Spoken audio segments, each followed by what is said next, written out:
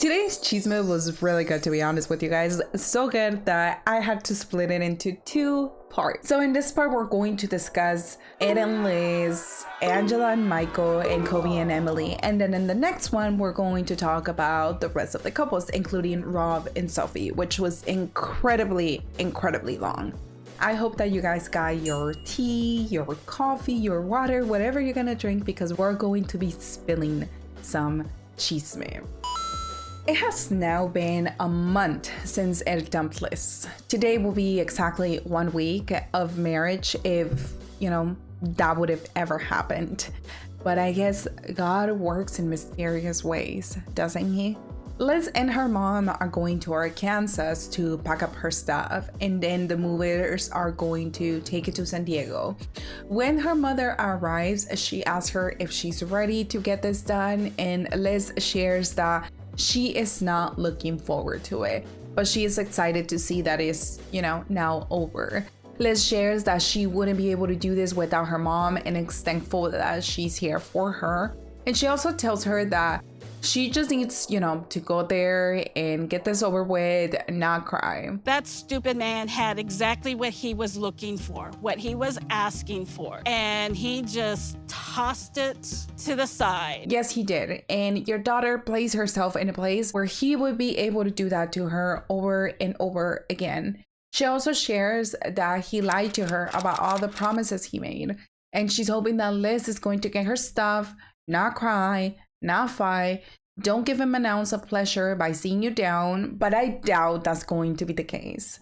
When you go into these situations, the best thing that you can do is walk in there, get your things, and don't even look at the person. Come out with your head high in the clouds and show them that you are better off without them.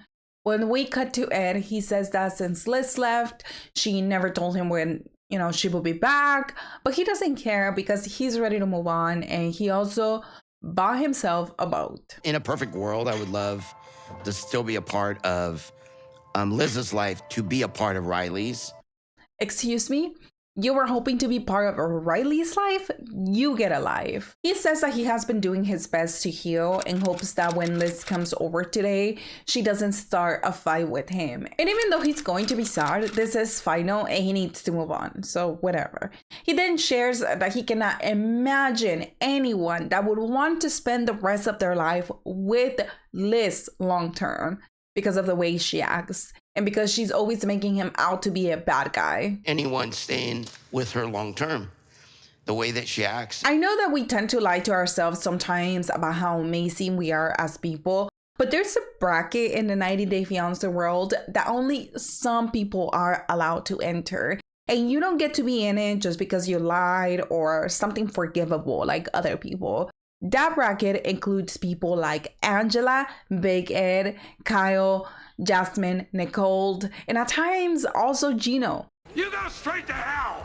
So for you, Ed, to say that no one sees themselves ending up with Liz, I really think that you should, look at yourself in the mirror, because I don't think anyone sees themselves ending with you. Now, Liz is on her way and she can feel that she still loves him, that, she feels pain. I don't want to see him.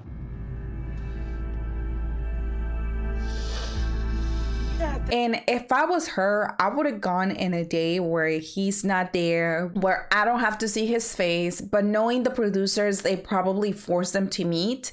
As soon as Liz walks in, she realizes how dirty the house is. She picks up a watermelon, slams it on the counter, and says, "This can go in the trash." Liz, what did I tell you about cussing around my dogs? They can hear. Okay. So then Liz and her mom start cleaning around the house, I guess to show Ed that he's a dirty little man. I'll take care of the pantry. I can take this out. Good job. Let the man clean the house. Why are you cleaning for him? Generally, I'm very neat. I'm waiting for Liz to get her stuff out. You're clean? Someone that leaves a watermelon sit for a whole month in slime on the air fryer that he has been cooking on is not clean. Also says that he feels like they are attacking him, which, yeah, kind of. And the last thing on his mind was to clean before she arrived. We able to get a storage unit or It's none of your business. Why do you care if she has a storage place when she's already moving her stuff? So genuinely, why do you care where she's going to put it? According to Ed, she hasn't paid for her rent, and Liz tells him, well, because you told me either get your stuff out or pay the rent. And here I am getting my things. I have the screenshots. Don't test me. Telling him to not test her because she will have all her stuff out by tomorrow. And Ed is like, stop it. Do your stuff mean your furniture too? How stupid are you, Ed? She said her stuff. Do you think she's not gonna take her furniture? She already told you that the movers are coming to move her things. And to make matters worse, he tells Liz's mom, I didn't expect 2 for the price of 1, I'm gonna be told. What's wrong with you? trying to make a joke out of a situation. And she responds by telling him, maybe you should have been a man. Well, maybe you should have done a better job raising your daughter. She then tells him, I did a great job raising my daughter, but Ed disagrees. That's why you abandoned her. Get out. That's why you abandoned your kid too? And Liz is right. His daughter doesn't talk to him for a reason. And here we are witnessing this pack up and go going as horrible as it could have gone. Who the hell does that son of a bitch think he is to question me about my raising my child and that I did it wrong? I agree with Mom that there's no way in hell that he should be talking when all the women in his life, except for his mom, have left him because of how horrible he is. After Angela showed us again and again who she really is, she is now saying that after talking to Skyla, she's having many doubts. And after Michael telling her to go back home, it's just way too suspicious. In his defense, he didn't really say go back home. He said, you know, go back home if you want. Now, it looks like they're going to a restaurant. And the moment they sit down, she goes right into it. Let's talk about yesterday. You're shady. This entire process you have been super shady. You're acting like this is your visa, not our visa. Who does that? To which Michael responds, I understand your point, but the reason I said that is because the time was not stated. It could take 2 weeks. It could take 1 month. You know, it could take months and months. And since this is not what he had shared with Angela previously, she starts questioning him. So why would you say 2 weeks if it wasn't stated? You just came to me and said it could take 2 weeks. She didn't tell you that. Why would you say that? Michael shares that he said that because of the visa groups that he has joined.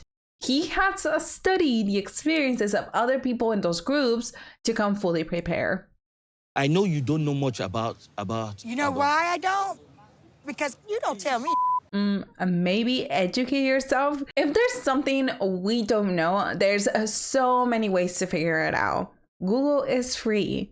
But to Angela, this is not enough, and she now wants to see his phone. Angela shares that she wants to know what's on this group and make sure that Michael is not lying to her because she does not trust him. So he hands her the phone and she gets a notification of a WhatsApp chat called 30K contribution. Michael right away tells her that this is called a piggy bank contribution where you keep money aside for an emergency. She also says that she's going to hire someone to tell her what this is. So then she's like, are you digitally giving money to the bank or are you handing cash? So where's the bank? It is. Where is the bank? And Michael tells her that it is not like that. They give money to someone and then that person keeps the money for them.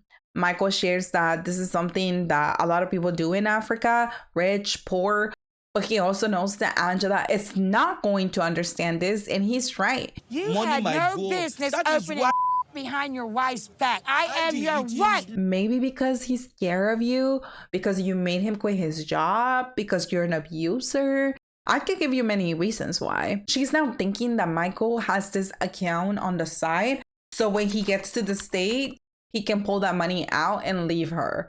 But Michael tells her that that is not possible because that account is local. You cannot use it in the States. But it does go to question if that is how he got out of her hands when he got here to the United States.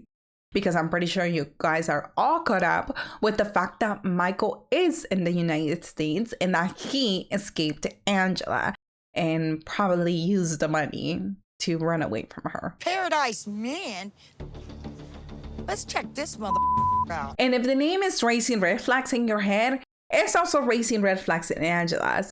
She's going through the chat and finds out that he is the group administrator. And to her, this is giving scamming vibes. And to me, you're giving abuser vibes. He knows when that visa's coming. He wants me to go home so he can get his opportunity and go to the U.S. without me. Even if he didn't know when the visa was coming, he needs you to get into the States. It's a fiancé visa.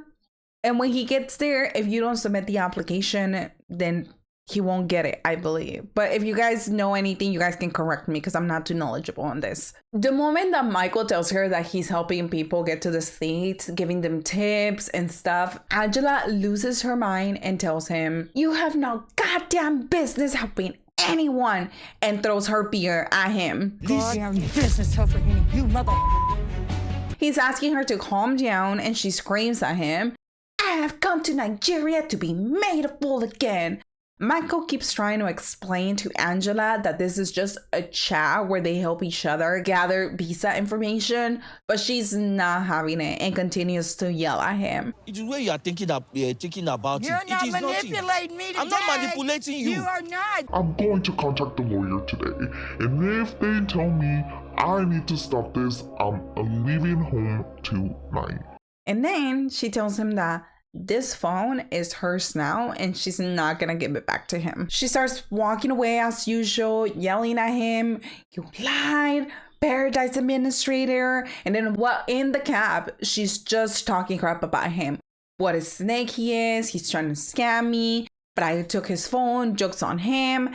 Angela now has arrived to the hotel and she's going through the entire chat, seeing all the scams going on and how they're joking about the woman there, that they need husbands, that they're old. She did. Look for a husband, there. They're all laughing about it. And how Michael is actually getting paid for all of this. As she's looking through the screenshots, she finds one about life insurance. Is this bitch planning on killing me? No, Angela, he's not trying to kill you. He just wants to know what would happen when you drop dead. Then she finds a personal chat that Michael has with someone where they're calling him boss and where he admits to uploading her personal tax information. They know my personal business.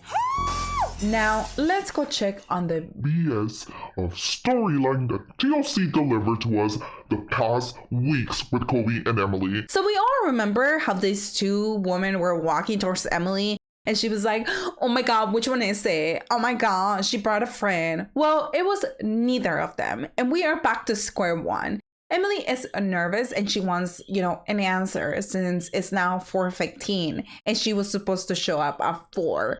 And here comes the questions for Kobe. Was it a bad breakup? And this was Kobe's response.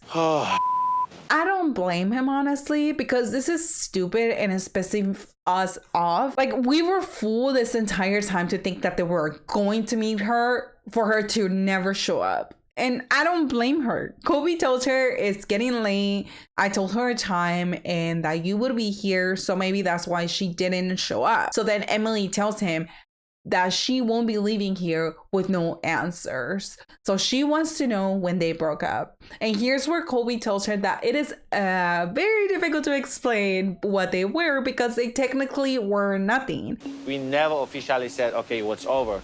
When you got pregnant, I was like, okay, I gotta focus on this. This is my life.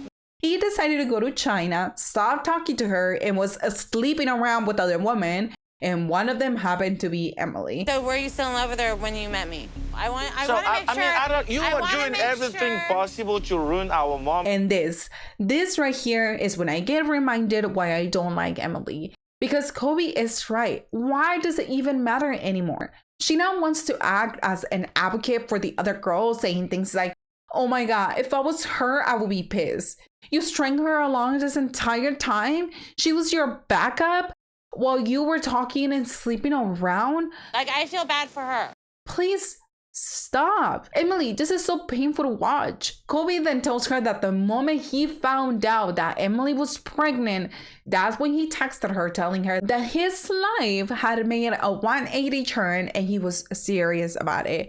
To which Emily says, I just want to make sure that when you fell in love with me, it was your whole heart and not half with someone else.